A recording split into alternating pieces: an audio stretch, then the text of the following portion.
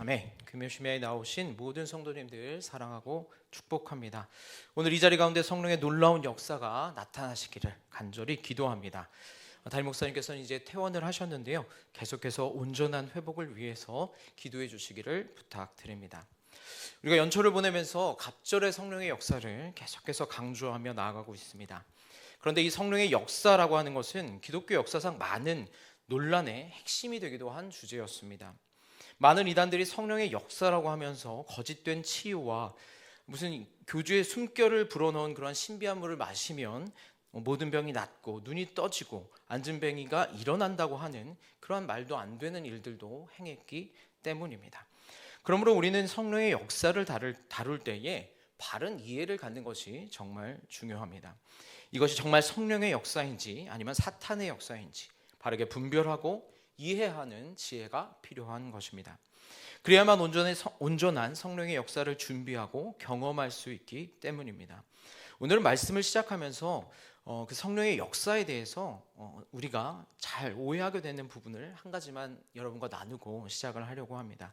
제가 먼저 한 가지 질문을 드리겠습니다. 대답을 해주셨으면 좋겠어요. 고린도전서 3장 16절은 이렇게 말씀합니다. 너희는 너희가 하나님의 성전인 것과 하나님의 성령이 너희 안에 계시는 것을 알지 못하느냐. 사도 바울이 고린도 교회를 향하여 말씀하고 있습니다. 너희는 하나님의 성전이다. 너희 안에는 하나님의 성령이 계신다. 이것을 신학적인 용어로는 구원받은 모든 성도 안에 성령께서 내주에 계신다. 성령의 내주다라고 이렇게 말하고 있습니다. 자, 그렇다면 제가 드리고 싶은 질문은 이것입니다. 성령께서 우리 안에 내주에 계신데, 이미 계신데 우리는 왜 계속해서 성령의 역사를 구해야 하는 것일까요? 뭔가 좀 말이 안 맞잖아요. 우리 안에 있으신데 우리가 또다시 뭔가 성령이 임하소서 불을 내려주셔서 이렇게 찬양하는 이 모습이 과연 맞는가? 라는 것입니다. 네, 왜 그러는 것일까요, 여러분? 네, 잘 모르시겠죠? 네, 그래서 제가 여기 있는 것입니다. 자, 먼저 성령은 우리 안에 내재하시고 계시지만 또 그와 동시에 또 초월적인 존재로 존재하고 계시다는 것, 이 사실이 가장 핵심적인 그러한 이 이해를 위해서 필요합니다. 제가 예를 들어서 설명을 해볼게요. 마태복음 3장 16절에서 예수님께서 세례를 받으시는 장면에서 새 하늘이 열리고 하나님의 성령이 비둘기같이 내려 임하셨다라고 그렇게 기록하고 있습니다. 자, 그렇다면 이 세례를 받으시기 이전에 예수님께서는 성령이 없으셨을까요? 있으셨죠. 네, 인자하게 웃으시면서 네, 있으셨습니다. 왜? 성령으로 잉태되신 예수님이시잖아요. 그죠? 성령으로 잉태되셨기 때문에 분명히 성령께서는 그 가운데 이미 계셨고, 또 예수님은 어려서부터 하나님과 연합하고 동행하셔서 하나님과 사람들에게 사랑스러워 가셨다라고 이렇게 말씀하셨기 때문에 분명 예수님께서는 이미 성령이 함께 하셨습니다. 하지만 복음서에서 특별히 예수님께서 세례를 받으실 때 성령이 임하셨다라고 다시금 표현하는 이유는 예수님께서 이 세례를 받으신 이후로부터 본격적인 치유와 능력 행함의 그런 어떤 사역들, 공생의 사역들을 해 나가셨기 때문이에요. 그러므로 여기서 임한 이 성령은 사역을 위한 능력이 주님께 이 시간 부여되는 그런 능력의 부여를 위한 성령이 교회에 임하셨다라고 말씀하고 있는 것입니다. 이에서 알 수 있듯이 성령은 분명 우리 안에 이미 내주해 계십니다. 어떤 부족함 없이 온전히 내주해 계세요. 거하시고 계십니다. 하지만 주님께서는 때때로 우리에게 새로운 은혜와 새로운 능력을 부여하시기 위해서 초월적인 존재로서 우리에게 성령의 임재를, 성령의 충만함을 허락해 주신다는 것입니다. 우리가 여기서 분명히 오해하지 말아야 할 것은 우리 안에 내주하시는 성령께서 불충분하기 때문에, 뭔가 내 안에 성령이 없기 때문에 우리가 불충분해서 2차적으로 성령을 구하는 것이 아니라는 것입니다. 내주하시는 성령님은 이미 우리 안에 전인격적으로 함께 하시고 온전히 내주하고 계십니다. 하지만 성령 하나님은 우리 안에 내주하실 뿐만 아니라 우리를 초월해서도 존재하시는 분이기 때문에 우리에게 새로운 은혜, 또 새로운 능력이 필요할 때, 우리가 그 은혜를 구할 때에 성령의 권능이 임하기를 우리가 구할 수 있고 또 그 성령의 충만함을 더욱더 간구해야만 한다는 것입니다. 사랑하는 여러분, 그러므로 우리는 이미 우리 안에 계시는 그 성령님을 인정하면서 또 다른 한편으로 우리를 초월하여 존재하시는 그 성령 하나님의 충만케 하시는 충만하심을 구하는 이 한 해가 되기를 간절히 소망합니다. 바라기는 2024년도 한 해에 이 성령의 충만케 하시는 역사가 우리에게 갑절로 나타나기를, 그래 우리의 삶에 놀라운 간증들이 더욱더 넘쳐나기를 예수님의 이름으로 축원합니다. 자, 오늘 말씀을 이제 보도록 하겠습니다. 오늘 말씀은 야곱의 가정에 일어난 부흥에 대해서 말씀을 나누려고 하는데요. 야곱 개인의 삶에서 경험하였던 하나님이 어떻게 그 가정에 하나님이 되셨는지, 그 과정 가운데 어떠한 위기와 아픔이 또 회복이 있었는지 말씀을 통해 깨닫는 시간이 되시기를 바랍니다. 또 그를 통해서 나뿐만이 아니라 우리 가정이 영적으로 부흥케 되는 시간 되시기를 예수님의 이름으로 축원합니다. 야곱의 개인적인 생애에서 그가 본격적으로 하나님을 경험하게 된 것은 창세기 28장에서 형 에서로부터 도망을 가기 위하여 집을 떠나며 베델에서 하나님을 만나는 그 장면에서부터 하나님을 경험합니다. 집을 떠나 두려움과 외로움 속에 누군가의 도움을 간절히 기다리며 잠들었던 그 밤에 하나님께서 그를 찾아오시죠. 그리고 내가 너를 이 땅에 다시 돌아올 때까지 내가 너를 지켜주겠다라고 그렇게 약속하시는 하나님을 만나게 됩니다. 그리고 그제서야 이 야곱은 여호와께서 나의 하나님이 되실 것입니다 라고 그렇게 고백하는 자기 신앙적 고백을 하게 됩니다. 그 후로 29장부터 33장에 이르기까지 그는 여러 가지 환경 속에서 하나님을 만나고 또 그의 삶을 통하여서 인격적으로 하나님을 자신의 하나님으로 인정하는 여러 사건들을 보게 됩니다. 우리가 구약 통독을 하면서 최근에 읽어서 아마 다들 기억하실 수 있으실 것 같은데, 외삼촌 라반의 집에서 도망쳐 나오던 그때에 라반이 막 이제 죽일 그런 어떤 마음을 가지고 따라왔죠. 하지만 하나님께서 라반의 꿈에 나타나서 말씀하십니다. 야곱을 해하지 말라, 그를 해하지 말라라고 하나님께서 그의 꿈에 나타나시는 것들을 봅니다. 그를 통하여서 하나님께서는 이 야곱의 삶을 생명을 지켜주셨습니다. 또 형 에서를 만나기 전 야복강 나루터에서 천사와의 절박한 씨름 끝에 그는 축복의 응답을 받게 되고 결국 형 에서를 평안함 가운데 만나게 되는 응답을 또 한 번 경험하게 되죠. 이와 같은 사건들을 통하여서 분명 야곱, 그의 믿음은 점점 더 그 베델 이후로 그가 지나온 이 모든 인생의 시간들을 통해서 하나님이 나와 함께 하시는구나, 하나님이 나로 하여금 이렇게 많은 재물들을 얻게 하셨구나 라고 하는 그런 믿음의 고백을 할 수 있는 그러한 신앙의 성장들을 보여줍니다. 그러한 어떤 신앙의 성장의 모습을 보여주는 것이 바로 창세기 33장 20절 말씀에 나오는데요. 형 에서와 헤어진 후에 숲곳을 거쳐 세겜 땅에 정착한 야곱은 그곳에 정착하자마자 제단을 쌓고 하나님께 예배를 드립니다.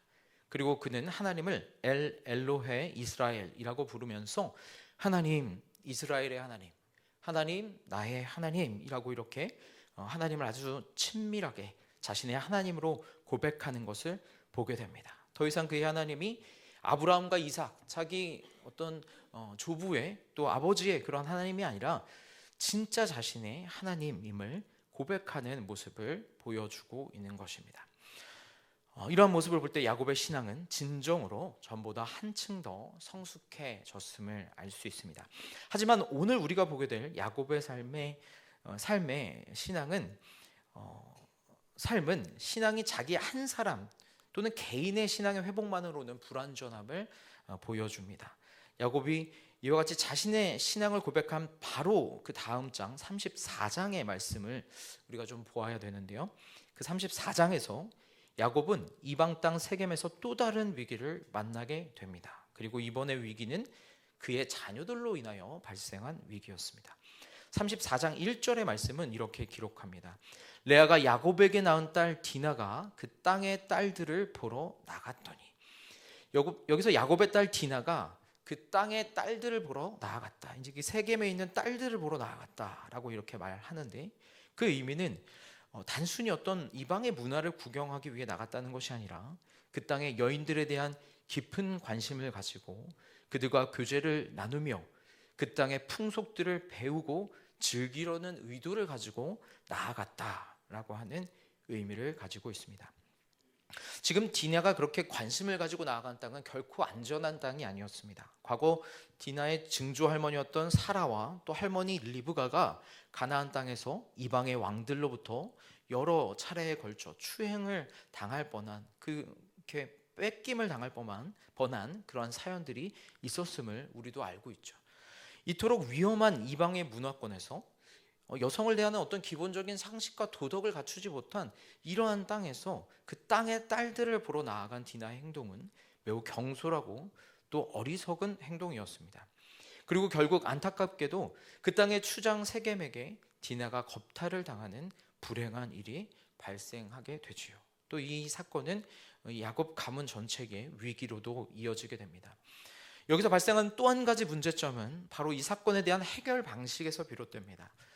세겜의 아버지 하몰은 이제 그렇게 디나를 겁탈한 그 세겜의 아버지 하몰은 자기 아들이 디나에게 부정한 짓을 행한 것에 대해서 어떠한 사과도 없이 이들에게 나와서 나의 아들 세겜이 마음으로 디나를 깊이 연모하고 있으니 그를 주어 아내를 삼게 하라.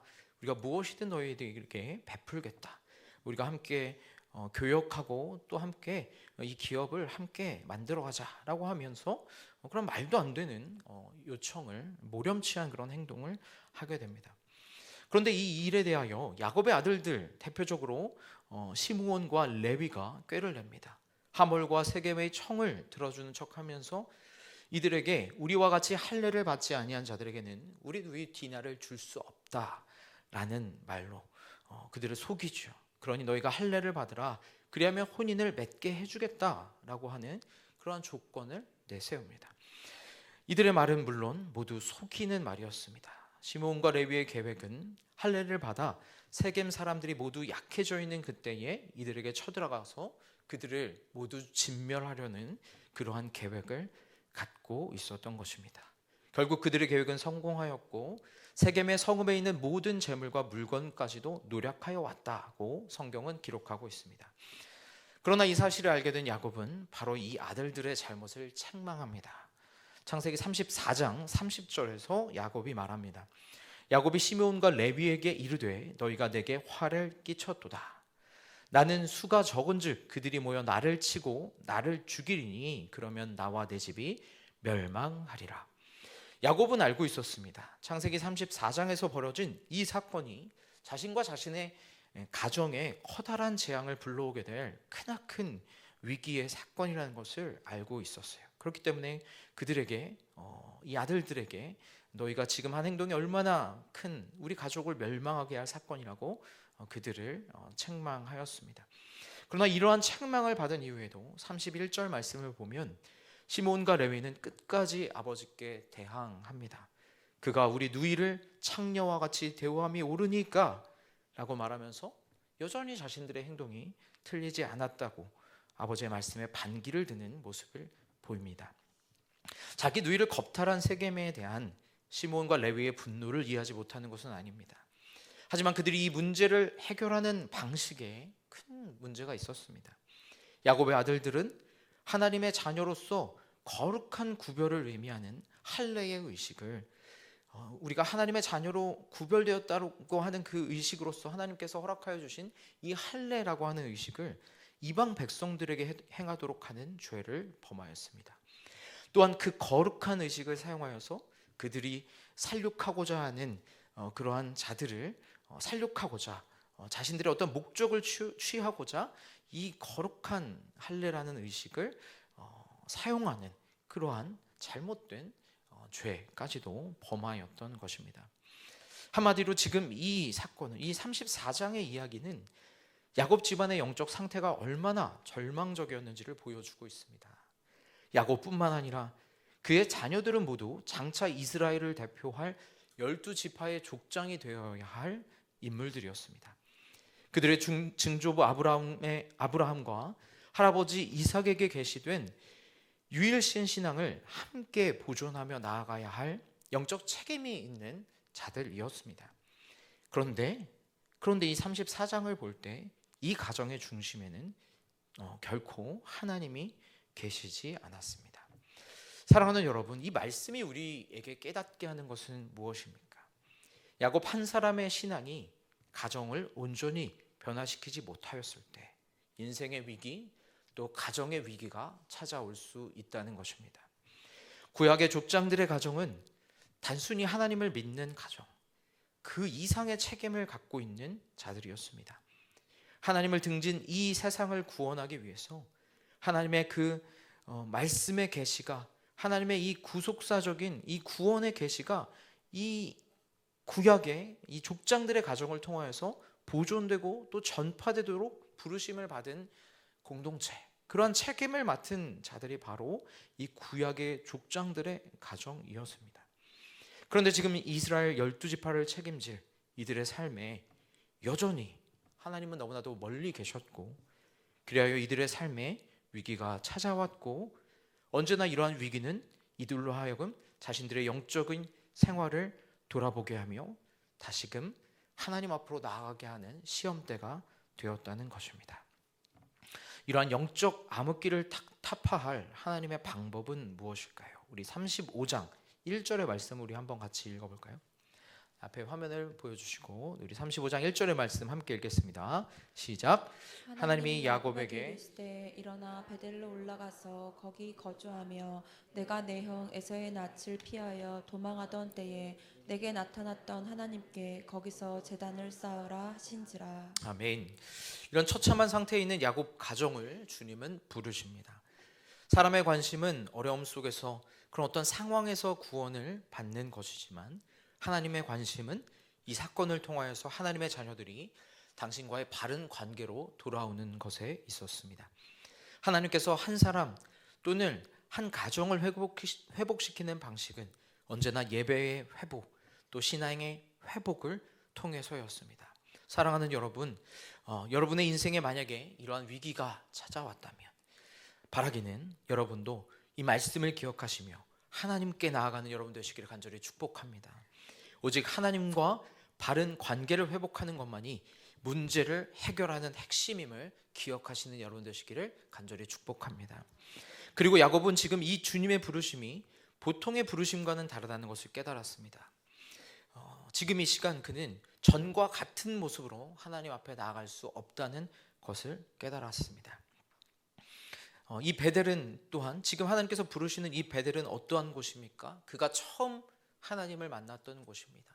그가 처음 하나님의 음성을 들었던 곳입니다.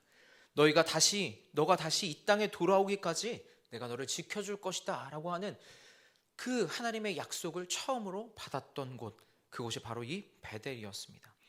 그렇다면 지금 이 베델에 나아가면서 야곱의 마음은 어떠했을까요?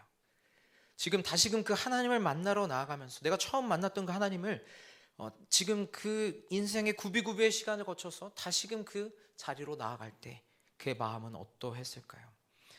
그의 마음은 굉장히 떨렸고 또 나와 이 가정이 과연 하나님 앞에 바로 서 있는가를 돌아볼 수밖에 없는 시간이었을 것입니다.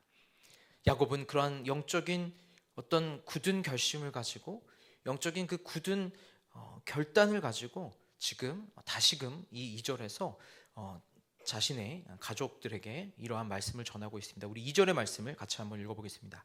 시작. 야곱이 이에 자기 집안 사람과 자기와 함께한 모든 자에게 이르되 너희 중에 있는 이방 신상들을 버리고 자신을 정결하게 하고 너희들의 의복을 밖으로 입으라. 아멘. 야곱은 지금 베델로 올라오라, 그래서 제단을 쌓아라, 예배를 드리라 라고 하는 하나님의 명령이 갖는 영적인 의미를 깨달았습니다. 지금 자신의 집안이 겪게 된 엄청난 위기와 고난 앞에서 그는 지금이 바로 자신의 가정이 하나님 앞에 바로 설 때임을 깨닫게 되었던 것입니다. 그리고 하나님 앞에 나아갈 때에 자기 자신뿐만 아니라 자기 집안의 모든 사람이 하나님을 대면하기에 너무나도 불결한 죄인임을, 이들이 너무나도 준비되어 있지 않았음을, 그가 자신이 그동안 너무나도 이들을 방치하고 있었음을 깨달았습니다. 그리하여 그는 자기 집안 사람들을 향하여 세 가지 사항을 명령합니다. 너희 중에 있는 이방 신상을 버리라. 자신을 정결하게 하라. 의복을 바꾸어 입으라. 야곱의 가정에는 여전히 우상들이 있었습니다. 야곱의 아내 라헬은 일찍이 아버지 라반의 집에서 나올 때부터 드라빔이라고 하는 이방의 우상을 가져왔습니다. 그리고 이들이 오랫동안 세겜에 머물면서 그들과 교류하는 동안 그들의 종교와 문화를 받아들였고 하나님 한 분만으로만 만족하며 하나님만의 기업으로 삼아야 할 이 야곱의 가정에 이 세겜으로부터 들어온 또 다른 이방의 신상들이 놓여지게 되었습니다. 하나님 한 분만을 기업으로 삼아야 할 이 야곱의 가정에 이방의 신상들이 있다는 것은 하나님의 보시기에 너무나도 불결한 죄악이었습니다. 그리고 그동안 야곱은 자신의 가족들이 이러한 이방의 부패한 죄악에 깊이 빠져 있다는 것을 알면서도 그것을 통제하고 고쳐나갈 영적 지도력을 발휘하지 못하고 있었습니다. 하지만 그는 이번 위기를 통하여 깨닫게 됩니다. 지금 우리가 베델로 나아갈 때에 내가 처음 하나님을 만났던 그 베델로 나아가 다시금 그 하나님의 임재 앞에 예배드리고 서게 될 때에 자신과 자기 집안 사람들 모두가 하나님 아닌 다른 우상과 문화들에 대한 사랑과 집착으로부터 그것을 의지하고 그것을 사랑하던 마음들로부터 완전하게 떠나야 되는구나. 그렇게 해야만 우리 가정이 하나님 앞에 바로 서고 이 위기를 극복할 수 있겠구나 깨달으며 자신의 가족들로 하여금 그 모든 신상들을 버리고 자신을 정결케 하고 의복을 갈아입으라 명령하였던 것입니다. 하나님은 언제나 그의 사람들을 부르실 때에 당신의 거룩함 앞에 우리 또한 거룩하게 서기를 원하십니다. 호렙산에서 하나님을 만났던 모세 역시도 가시떨기 나무 사이에서 하나님의 거룩한 임재를 마주하였을 때 하나님께서 너의 선 곳은 거룩한 곳이니 내 발에서 신을 벗으라 말씀하시는 음성을 듣습니다. 너의 몸에 가장 더러운 곳 그 발에 있는 신을 벗고 너가 할 수 있는 가장 정결한 모습으로 나에게 나오라 말씀하시는 것입니다.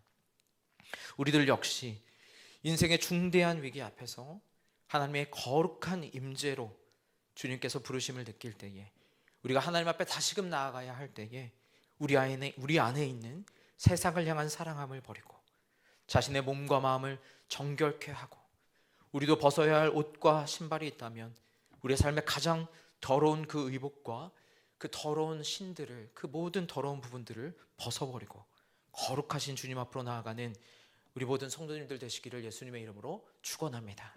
우리가 그렇게 주님 앞에 나아갈 때에 우리가 그렇게 준비된 모습으로 나아갈 때에 나뿐만 아니라 우리 온 가정이 그렇게 주님 앞에 나아갈 때에 주님께서 그 자리에서 우리에게 놀라운 부흥을 허락해 주실 줄로 믿습니다.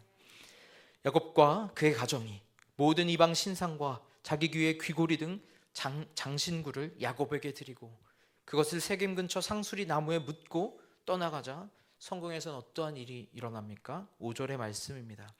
그들이 떠났으나 하나님이 그 사면 고울들로 크게 두려워하게 하셨으므로 야곱의 아들들을 추격하는 자가 없었더라. 아멘.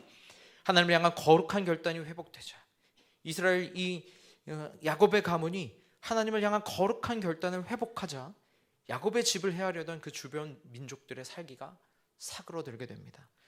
주변 민족들의 분노가 가라앉았습니다. 오히려 하나님께서 그들로 하여금 야곱 가문에 대한 두려움을 갖게 하십니다. 이것이 바로 영적인 거룩한 결단의 능력인 줄로 믿습니다.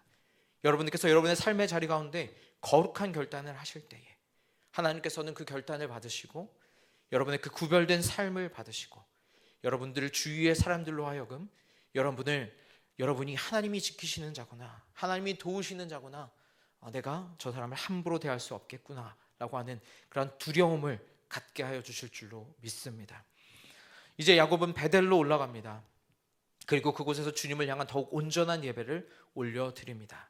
35장 14절과 15절의 말씀 우리 마지막으로 같이 한번 읽어보겠습니다. 14절과 15절의 말씀입니다. 시작. 야곱이 하나님이 자기와 말씀하시던 곳에 기둥 곧 돌기둥을 세우고 그 위에 전제물을 붓고 또 그 위에 기름을 붓고 하나님이 자기와 말씀하시던 곳의 이름을 베델이라 불렀더라. 아멘. 가정의 위기를 통하여 다시 한번 하나님을 만나는 놀라운 경험을 한 야곱은 하나님이 그를 처음 만나 주셨던 곳, 하나님의 처음으로 자기와 말씀하셨던 곳, 그곳에서 다시 한번 예배를 올려드립니다. 지금 드리는 그의 예배는 이전과는 다른 특별함이 있는데, 먼저는 돌기둥을 세웠고 또 그 위에 전제물을 붓고 또 그 위에 기름을 붓는 예배를 올려드렸다라고 성경은 기록하고 있습니다. 전제물을 붓는 것은 일종의 제사의식 중에 하나로 제물 위에 물이나 포도주를 붓는 것을 말합니다. 이와 같이 전제물을 부어 드리는 것은 자신의 삶을 하나님 앞에 온전한 헌신의 예물로 드리겠다라고 하는 온전한 드림의 의미를 갖고 있습니다. 바울은 디모데후서 4장 6절에서 이렇게 말합니다. 전제와 같이 내가 벌써 부어지고 나의 떠날 시각이 가까웠도다. 바울은 자기의 사역의 거의 마지막 순간에 순교로 드려질 자신의 삶을 예감하면서 자신을 전제와 같이 온전히 주님께 부어 헌신하여 드리겠다라고 고백하였던 것입니다.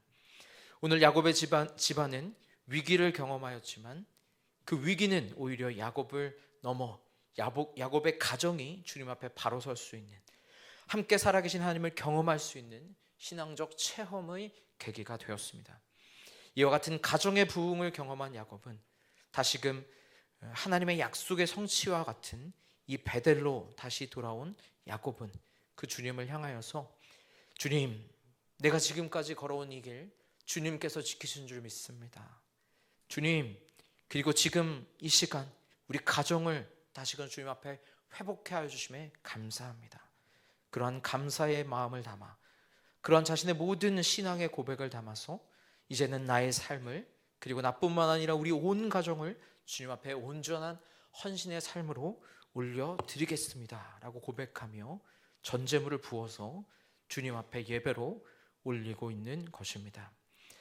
사랑하는 여러분, 바라기는 우리의 삶에도 이러한 온전한 예배, 주님 앞에 우리의 삶을 온전한 헌신의 예물로 드리겠다고 하는 그러한 온전한 예배가 회복되는 여러분 되시기를 예수님의 이름으로 축원합니다. 우리의 예배가 회복되고 우리의 가정의 믿음이 회복되고 우리가 더욱더 살아계신 하나님을 온전히 경험하게 될 때에 우리의 모든 삶에, 우리의 모든 그 역사의 믿음을 담아서 주님 앞에 우리가 온전히 이 야곱과 같은, 바울과 같은 나를 전제로 주님 앞에 헌신하여 드리겠다는 고백이 우리에게도 고백되어 줄 줄로 믿습니다. 말씀을 정리합니다. 사랑하는 여러분, 여러분의 가정은 지금 하나님 앞에 온전히 집중된 삶을 살아가고 계십니까?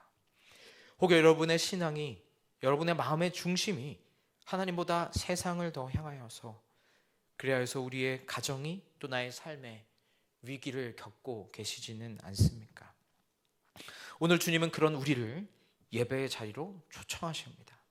그 주님 앞에 나아갈 때 우리는 세상을 향한 욕심과 사랑을 버리고 우리의 가장 더러운 치부와 죄악의 더러운 신과 의복들을 내어버리고 주님 앞으로 나아가야 할 줄로 믿습니다. 그 예배의 자리 가운데서 주님께서는 우리를 회복시키시고 우리의 영혼을 다시 소성케 하여 주실 줄로 믿습니다. 성령의 충만한 임재를, 주님의 놀라운 사랑을 경험케 하실 줄로 믿습니다. 이제 그 자리에서 우리 또한 주님을 향한 더욱더 온전한 헌신의 결단을, 나의 삶을 주님 앞에 전제와 같이 온전히 부어드리겠다고 하는 그러한 갑절의 헌신을 결단하는 우리 모든 선한 목자교회 성도님들 되시기를 예수님의 이름으로 축원합니다.